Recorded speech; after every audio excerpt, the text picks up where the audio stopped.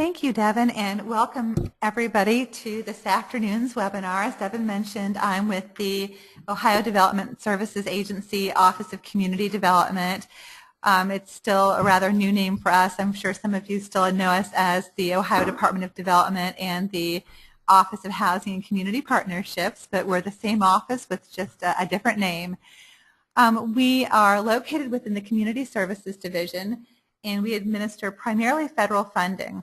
All of the funding we'll be talking about this afternoon is federal funding that originates with the United States Department of Housing and Urban Development, or HUD, and the program is the Community Development Block Grant Program.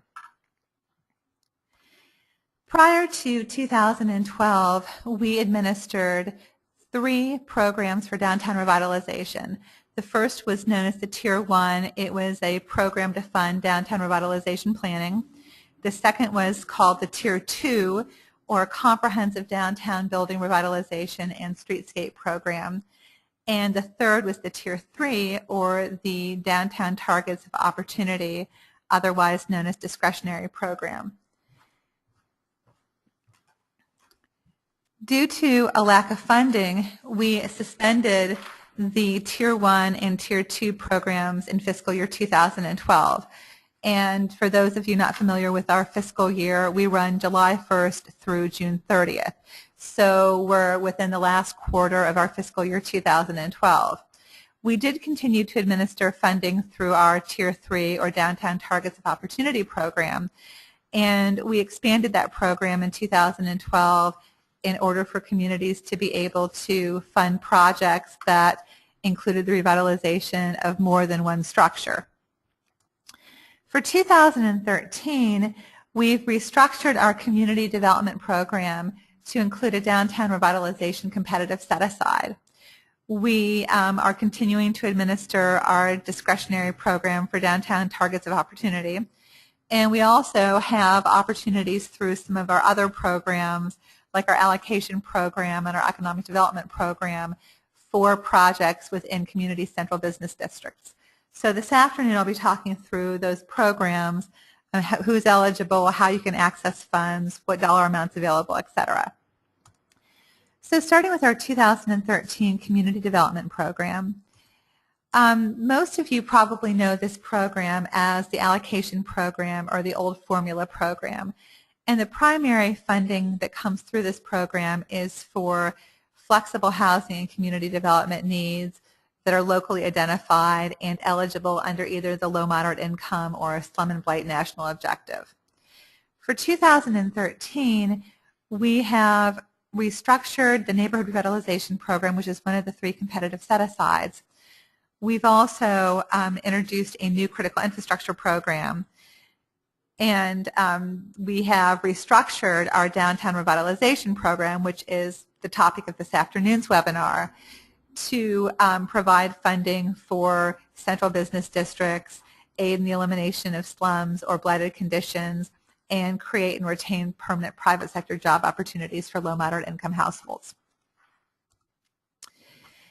The number and type of eligible applicants is probably the biggest change between the old comprehensive Tier 2 downtown revitalization program and the new competitive set-aside.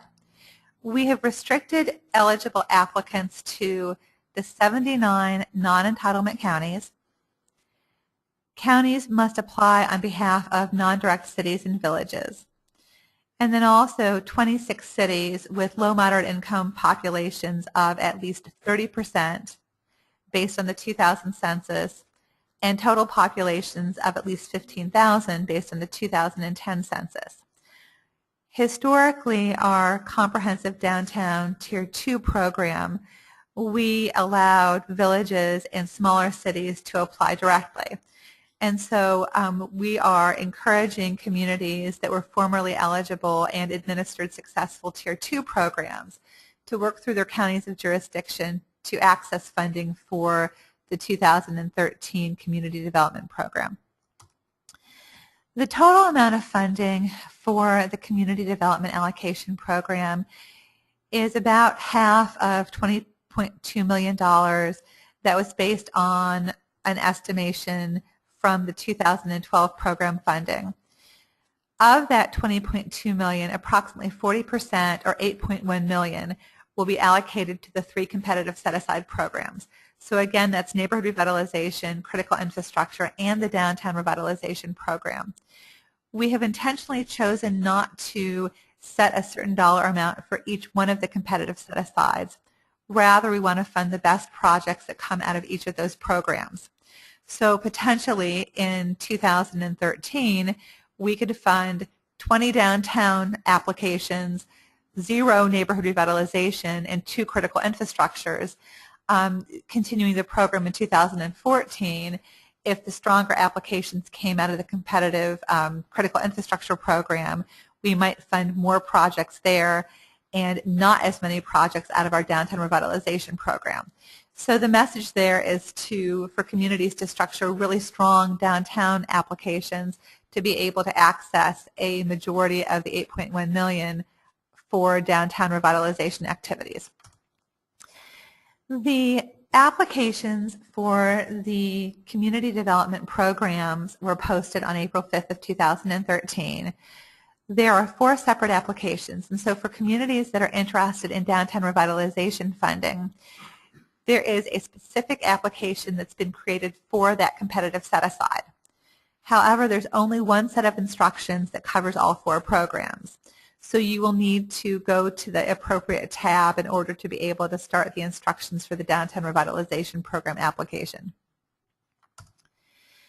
The applications for all 4 of the programs, the allocation program and the 3 competitive set-asides, is June 21st of 2013 at 5 p.m. Communities are required to submit a separate application for each one of those programs. So again, if a community, a county for example, is going to apply for the allocation program and the critical infrastructure program and the downtown revitalization program, there'll be a separate application for each one of those programs with the submission deadline of June 21st, 2013 at 5 p.m. pertains to all applications for which that community will submit. And as I just mentioned, there are separate binders required for each of the 4 programs. However, we're only asking communities to submit 1 bound hard copy, 1 scanned PDF for each program, and then 1 copy of the Excel activity tables for each program. And this will make a little more sense once you've had a chance to actually pull up the application and the application instructions. So moving forward, there again are 3 competitive set-asides. The topic of this webinar is the downtown revitalization set-aside. The competitive set-asides as a whole make up about 40% of the total community development program funds. And we're really looking again for projects that are tailored to a specific set-aside. For downtown revitalization, it's fairly easy. If you're looking to do something in the central business district and you're looking to do building rehab in addition to streetscape activities, you're going to want to choose the downtown revitalization set-aside. Communities can apply for various combinations of the competitive set-aside programs. And again, this is important for those of you interested in downtown revitalization. If you're approaching your city or your county commissioners about submitting an application to this program on your behalf, you'll want to let them know that a community can apply for more than one of the competitive set-asides in a given year. So a county, for example, can apply for up to 2 either neighborhood revitalization or downtown revitalization grants, plus 1 critical infrastructure in a given year.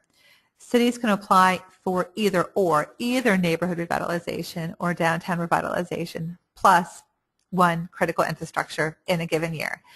So a community, for example, that has 2 villages interested in accessing downtown revitalization program funds in the same year, that community, that county could choose to apply, submit both of those applications, and each village would compete independently through the county's application for a limited amount of competitive program dollars. Application timing: if a community is successful in applying, the grant award will be dated September 1st of 2013. The grant agreement will include the allocation program and any of the awarded competitive set-asides. And what's most important here, I think, is that the work period for completion of the project activities is 24 months. That's the same as it was for the old competitive comprehensive Tier 2 program. So for fiscal year 2013, that would be September 1 of 13 through August 31st of 15, and then an additional 2 months to draw the funds and submit the final performance report closeout paperwork. More specifics about the Downtown Revitalization Competitive Set-Aside. The program really, again, as far as the eligible activities and program goal, is very, very similar to the old comprehensive Tier 2. The program was designed to improve central business districts, aid in the elimination of slums or blight, and create and retain permanent private sector job opportunities for low and moderate income households. Eligible activities include the rehabilitation of deteriorated building facades, the projects that address code violations, and infrastructure improvements that address blighted streetscapes. The program again was revamped for 2013. The maximum award is $300,000. Out of that $300,000 award, a community may take up to 15% or $30,000, whichever is less, for administration. We're also allowing for the first time this year communities to charge implementation to each of the individual building rehab projects. And so, for example, costs like the environmental review or the preparation of the specs can be taken out of the implementation line item and do not count against the community's administration cap. In order to be funded, the target area must be primarily commercial. We're looking again for the community's core central business district. At least 51% of the buildings and or 51% of the infrastructure must be blighted. The community must have an incorporated downtown organization, and the Secretary of the Interior's rehab standards must cover the target area for which the community is applying. The application looks completely different than the old Tier 2. We've created a new Excel workbook that again was posted on April 5th. There are forms that are part of the application that were designed to make submission a little bit easier. There's a form that the community will use to describe its target area. There are certification forms the community will complete to designate the area as slum and blight, and also ensure that the Secretary of the Interior's rehab standards apply. Those forms will both be signed by the community CEO. There is a participation survey, which is similar but different than the old business owner commitment forms, for those of you who are familiar with the old program. And there's also a modified, more user-friendly, we think, building survey summary that's used to sum up the participation surveys. One of the biggest differences is that we're no longer requiring communities to have commitments from business owners or building owners up front. We are no longer requiring cost estimates to be provided with the application for building owners or business owners that will participate in the program. What the participation survey is instead is a form used to gauge the interest of your building and business owners, and we'll use that in part to score the application. It's also something that the community will use on its end, obviously, to gauge interest and participation. We have a public facilities inventory form, which was newly designed. It's used by the community to assess the condition of the infrastructure in that central business district target area. And it replaces the old infrastructure condition survey that some of you may be familiar with from the old Tier 2 application. We've developed a community participation summary, which replaces the planning requirements, the market study, the business owner and consumer surveys, some of the forms we used as part of the old application to gauge the climate of the downtown area and also the community's feelings and interest in revitalizing that target area. We've replaced it with a summary form that will ask for specific questions and specific supporting documentation that the applicant will provide. We have created a new private rehab activity table for the private rehab activity. There's also activity tables for the streetscape improvements. And for those of you who submitted community development program applications last year, those two forms are going to look very similar to you. Our new application is part old downtown and part new community development because, again, we've restructured the community development program to now include downtown funding. Finally, there is an administrative table, and administrative capacity has always been a big factor for us in making decisions about downtown awards, but we've actually revised the table and again are asking for specific questions and specific documentation to be submitted so we can gauge that as part of our application review process. So a little bit more about the scoring. We're awarding points for 4 general areas. The first is distress, which is worth 10 points. The second is leverage, which is worth 20 points. The third is program design, which is worth 50 points. And the fourth is organizational participation and capacity, which is worth 20 points. That should add up to 100. Distress is calculated the same way it was for the old comprehensive Tier 2 program. We perform a calculation based on the low and moderate income percent of the community, the unemployment rate of the community, and the median household income of the applicant community. It's actually a comparative measure, and we award points based on how the applicant community compares to others submitting applications for this program that fiscal year. We are assigning 20 points to leverage. Half of those points come from the community's proposed financing mechanism. So whether the CDBG funds will be loaned to the building and business owners for private rehab projects, whether they'll be granted, whether there's a match requirement proposed, what that match requirement is, whether it's a 1-to-1 or a 0.25-to-1 or a 0.5-to-1, those are the kind of factors we're looking at in part for our leverage score. The other 10 points, or half of the leverage score, is actually based on cash committed to the project. This could either be cash from the building and business owners participating, cash from the local government for streetscape improvements, cash from a local group that's going to be doing benches and planters and street lights, cash from another either local, state, or federal grant source that's going to be going into any element of the project. So the first is, again, the financing mechanism, and the second is pure cash. If you're requesting $300,000 from us, how much money are you bringing to the table as leverage? That said, there's not an actual minimum leverage requirement. So a community could submit an application for $300,000 without any money being committed by any other source. Based on past history, even though this program is somewhat new, I don't know that that would score well enough to be funded. But just to put that out there, that we're not actually capping, either putting a floor on or capping the leverage requirement.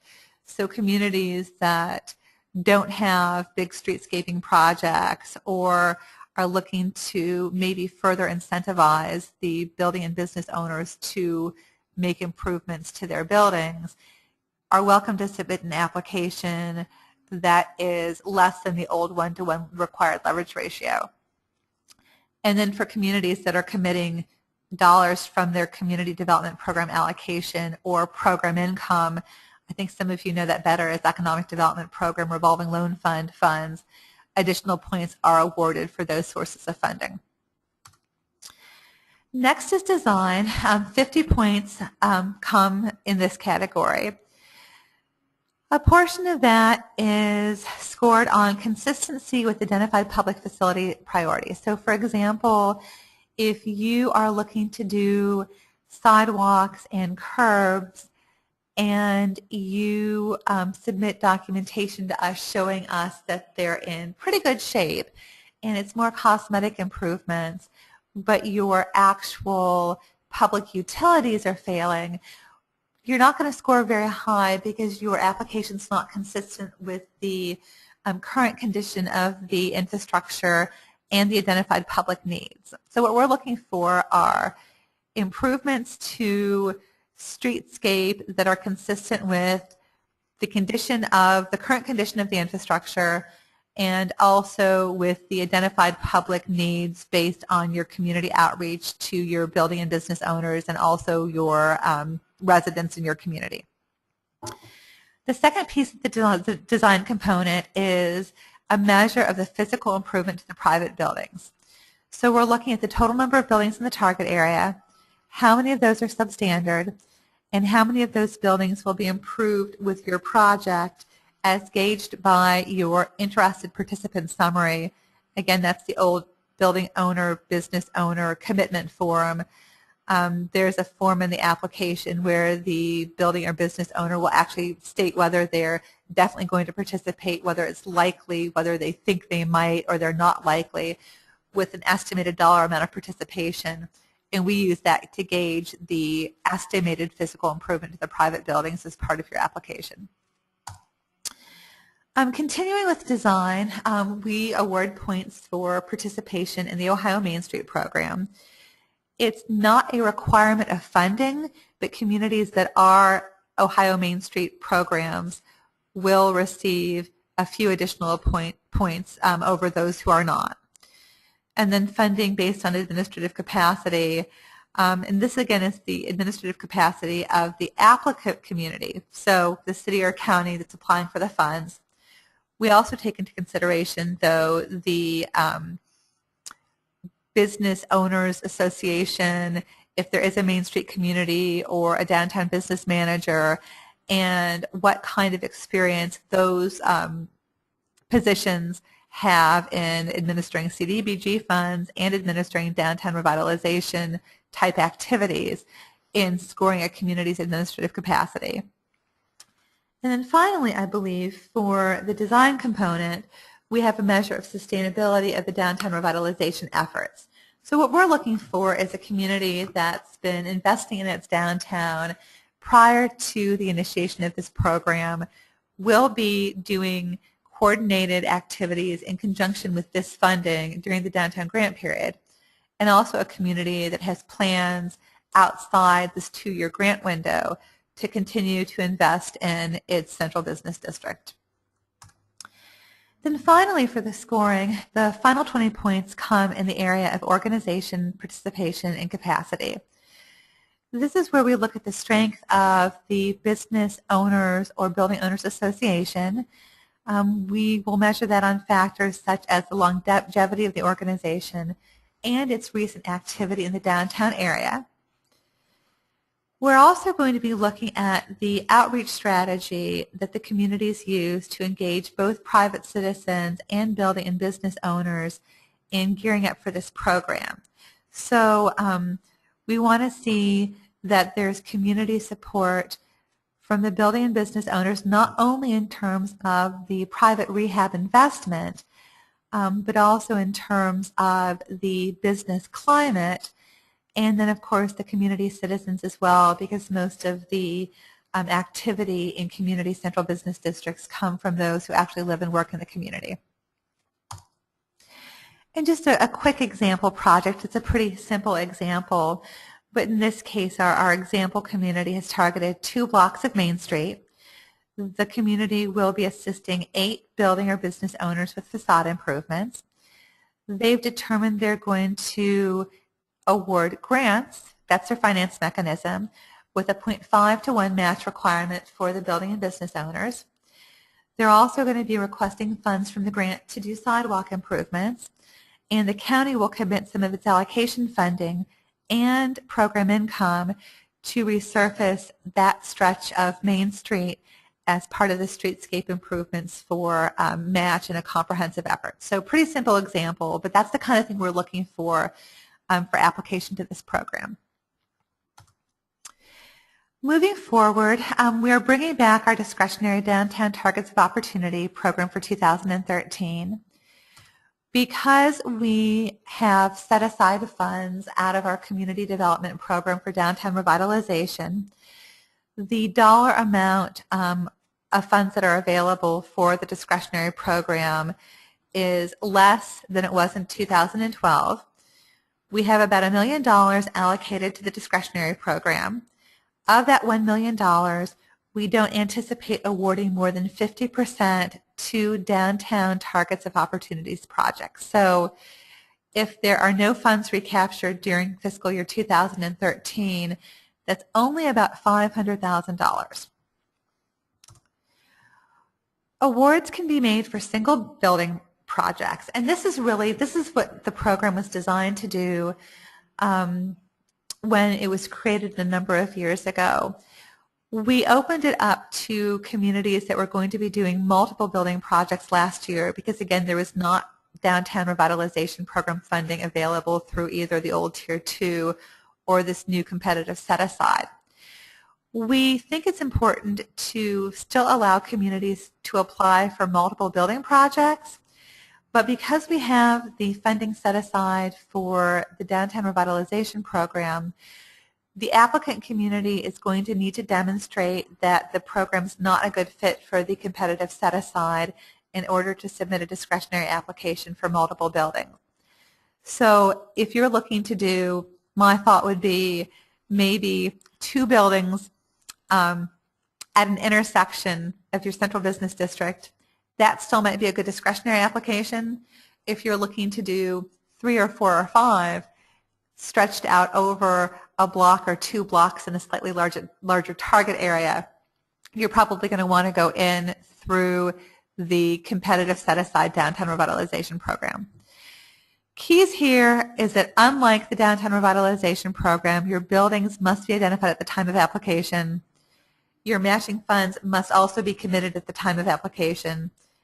And unlike in 2012, there's not going to be a pre-application requirement. We are not going to go forward or continue forward with the old pre-assessment worksheet that we used in 2012. There is going to be a more informal process that requires submitting a request letter or email outlining your proposal. And if a community thinks it has a downtown discretionary project, it can always contact me and I'll walk you through that process. We still do have other funding for downtown revitalization in 2013. Communities are still welcome to use their allocation program funds. Again, this is the old formula program to do central business district infrastructure as area-wide slum and blight. They have to complete the infrastructure conditions survey. At least 51% of the infrastructure must be substandard, and the community CEO has to pass a resolution or ordinance or write a letter to certify that the area is in a blighted condition. Communities can also use that program to do downtown revitalization planning as long as the request does not exceed $10,000.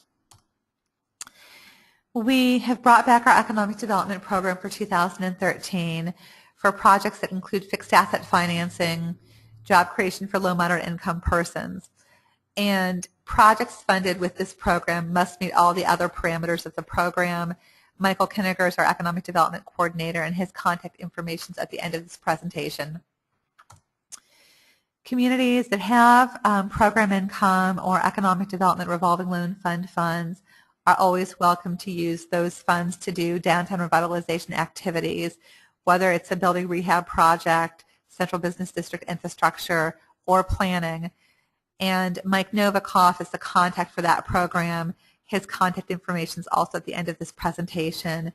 And to use those funds, a waiver must be submitted to our office to Mike's attention. And then just quickly as a reminder for any of those doing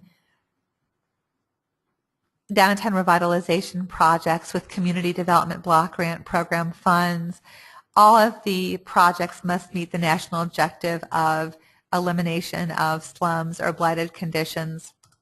And just a little bit of information on that. The projects can be done either as slum and blight on an area basis or a spot basis.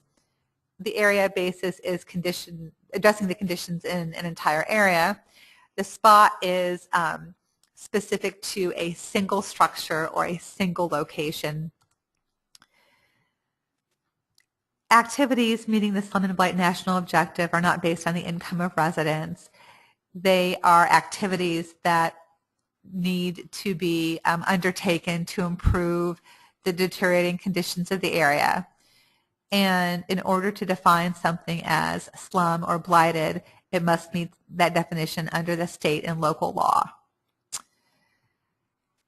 A little bit more information here on how to meet the area-wide basis for slum and blight. It can include things like the abandonment of properties, known or suspected environmental contamination, physical deterioration, chronic high occupancy, turnover rates or vacancy rates, and significant decline in property values, in addition to the actual physical condition of the structure. Most often we see commercial rehabilitation, historic preservation activities, code enforcement, and then also streetscape or infrastructure projects. For spot, slum, and blight, they're activities that address the specific condition of blight, physical decay, or environmental contamination that are not spread over a larger area. So our examples usually are identified as either a single building or a single property. The activities here are limited to acquisition, clearance, relocation, historic preservation, remediation of environmentally contaminated properties, and also building rehabilitation. And just as a reminder, infrastructure has to be qualified as area slum and blight and cannot be qualified on the spot slum and blight basis. And then required exhibits, this is just to quickly go through for communities that are looking to submit an application, what kind of things we're looking for in the application documents. Most importantly, there has to be either a resolution or a letter certifying the area as slum and blight by the applicant community's chief elected official. The resolution or letter must identify the area designated. They must include a map and a description of the area, and it must specifically state that the area is blighted. The application must include the neighborhood facilities inventory form. Again, that's our new infrastructure conditions survey. And that is part of the application document that was posted to the website on April 5th. It must include the building conditions survey, which is also part of the application that was posted on April 5th. And then for spot slum and blight projects, and again, these are mainly going to be our Tier 3 downtown discretionary projects, we still have to have either the resolution or the certification by the chief elected officer. The documentation must include the specific property designated, a map and location of that property. It must specifically state that the property is blighted. It must include a building conditions survey form for that property. And again, this is only for either site cleanup or for building rehabilitation projects. So then finally, in conclusion, I've got contact information for our section. We are currently a staff of 7. Each of the program representatives is assigned to a geographic area. So you will want to work with your community's field representative if you're interested in pursuing downtown revitalization program funding, either through the discretionary program or through the new competitive set-aside. And the last slide here is a map that shows which staff person's been assigned to which geographic area. The phone numbers for the staff is included on this map. And if you're interested in using email to correspond, the email address is always the first name dot the last name at development.ohio.gov. So for me, for example, it would be mary.oakley@development.ohio.gov. and you're welcome to contact either me or any of the staff if you're interested in pursuing downtown revitalization program funding.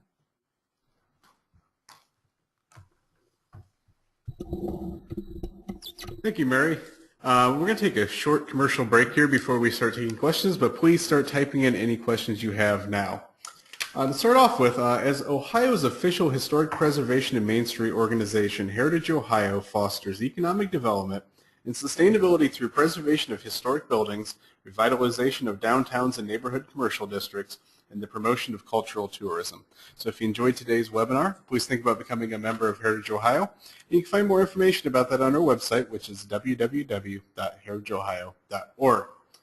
And also, this presentation was made possible in part through an AmeriCorps grant funding opportunity through Serve Ohio, Ohio's Commission on Service and Volunteerism, and the Corporation for National and Community Service. All right, let's open up the questions and see what we have. All right, plenty of questions, good. All right. Are entitlement communities under 50,000 eligible? No, unfortunately, this program is for Ohio's small cities. They're the same communities that are eligible for the Community Development Allocation Program and the other funding opportunities that OCD provides to the state. Entitlement communities receive their CDBG funding directly from HUD, and they can choose to allocate funds to downtown revitalization if they wish. And also somebody's asking, could you define a little bit better what a non-entitlement county would be? Essentially, it's Ohio's 79 non-urban counties. If you look at the map, which is the last slide of the presentation, any community that's grayed out, county that's grayed out and does not have a field rep assigned is an entitlement community. So for Ohio, it's Lake, Cuyahoga, Summit, Stark, Hamilton, Warren, Butler, Franklin, Montgomery. There are 88 counties in total and 79 that we can fund. So I hope I listed 9, which is the difference between the two. But you can look at that map at the end of the presentation, and if you're not grayed out, you are a community that will be receiving allocation program funds and can apply for the downtown revitalization program. Thanks, Mary. This one is in a couple parts, so I'm just going to ask each part as we go through this one. Are target of opportunities due on June 21st as well? No, that's an open cycle program. We open up our funding round for 2013 on July 1st of 2013, and we will make awards and accept applications as long as we have funding. And the second part of this question is, do communities submit the targets of opportunity directly to the state, or do they go through their county as well? They can submit them directly to the state. So if you have a village or a city that does not qualify for allocation program funding and they have an individual building or maybe 2 buildings in a condensed area, they can apply directly for discretionary program funding. All right, this third part's a little bit long, but I'm going to go through it as easy as I can. What if communities submit a request for, or through the county for a downtown revitalization grant application, but isn't chosen? They scale back their application to a small number of buildings. Is the fact that they weren't accepted as a competitive application at the county level enough to get them considered for the Targets of Opportunity program? It's possible. And for the Targets of Opportunity, we're really looking for, again, either single building projects or projects where you might have 2 or 3 buildings that are right next to each other, or at an intersection, very, very condensed area. And so we would not consider funding a project that was not competitive under the Downtown Revitalization Program with discretionary program funding. But if, as you stated in your question, it was scaled back, or you may be focused on the most crucial building from that application, it would be possible at that point to be considered for a discretionary award. Thanks, Mary. The next question is from Tony. Can funds be used for parking garage improvements? We would consider that to be a public facility if the parking garage was owned by the municipality. So yes, just like with streets and sidewalks and curbs and gutters and public utilities, we could put funding for the streetscape component into a public parking facility.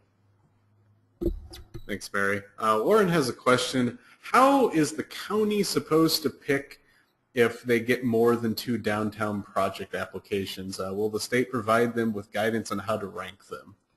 No, that's a decision made at the local level, and what we would encourage the counties to do is to evaluate the projects by readiness to proceed. If they have 2 or 3 or 4 or 5 villages or small cities that are interested in downtown revitalization funds, what I would do at the county is I would develop some sort of rating or scoring system based, again, on one, readiness to proceed, but also what we think is going to make a strong application based on the provided scoring parameters, and then over the next fiscal, and apply for those 1 or 2 projects, and then for the next fiscal year, work with the communities that were not chosen to strengthen their applications for application in the next funding round in 2014. Ellen's asking, what percentage of applications typically receive funding, even though it's a little bit different now? Yeah, it's going to be very, very different, and so I wish I could give you an answer. Unfortunately, with the old Tier 2 downtown program, and I know I keep referring to that, but it's the best way I can explain to communities what was eligible or what is eligible for this program, even though it's been restructured. We actually did not award all of the available funds in either fiscal year 2011 or fiscal year 2010. We actually had funds that were not allocated, and we as an office put those into other programs because the demand was not there, or we received applications that we were not comfortable funding based on, again, readiness to proceed and the quality of the application. Prior to that, the downtown program had been relatively competitive, and we funded somewhere in the neighborhood of 5 or 6 applicants out of maybe 10 to 12 we received on an annual basis.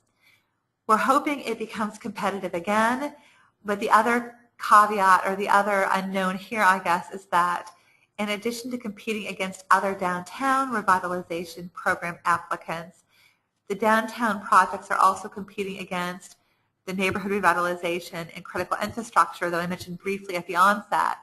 And so, you know, we could have a year where we fund nothing but downtowns, or a year where we fund no downtowns.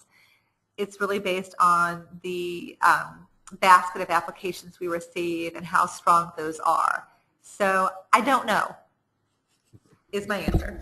Thanks, Mary. If you have any final questions, please send them in now. For all the people asking if a presentation will be available, yes, it will be available. I emailed you one right before we started, so you may have not seen it right away, or it may be in your spam as well. But I will be sending out another link within the week with the recording and the presentation link to that, so you will be getting that as well. And if you do not want the email that you registered with used, just please send that to me. My email is dmiles@heritageohio.org, and I can get the right email address entered into the system. Well, I'm not seeing any more questions, so I'll turn it over to Mary for any final comments. Oh, we got one more. Okay, Susan's asking, are we permitted to share this PDF? Oh, sure, absolutely, you can. Yep, it's definitely for public consumption. So do you have any final comments? I don't. I would just encourage communities to talk with their county commissioners if they're interested in pursuing funding. Again, the key for the smaller cities and villages is going to be to get the support of the county commissioners for application submission. And I would also encourage any interested communities to reach out to either me or to the designated program representative that was provided at the end of the presentation. Thank you, Mary, and thank you to the Ohio Development Services Agency and the Office of Community Development for agreeing to do this webinar today. Thank you all for attending. This will conclude our webinar. Have a good day, and thanks.